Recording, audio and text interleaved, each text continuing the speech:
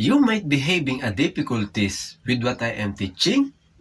So I think this is a general question, or sometimes every time I uploading my video tutorial or my lecture, not everyone who have the capacity to join or to picking up what I am talking. So for now, this is our topic. So before we start, I hope you are following me.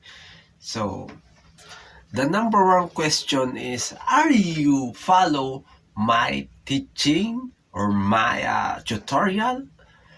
So if your answer is yes, congrats. So if your answer is no, so this is the time to emphasize to you to start learning a guitar.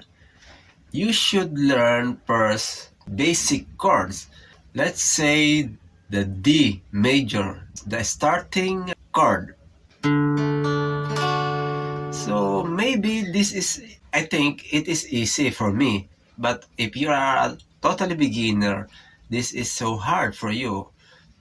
Even if it is easy, because a triad chord. So learn this chord, learn this first D, and then the next, the easy, another one, the G. And we should next the A. And then the B minor, skip for that chord.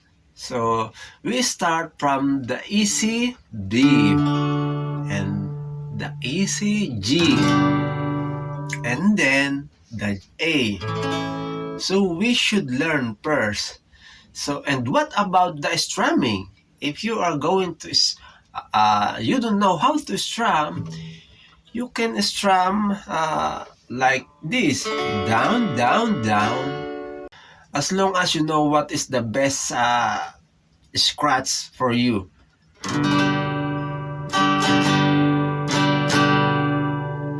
So because our lesson on my, I am uploading a bar chord. Sometimes it may be so hard for you because you're a beginner.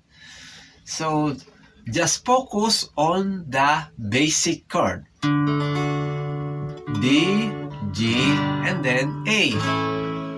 And what about the scale? So skip for that. Scale and bar chord. Scale and bar chord.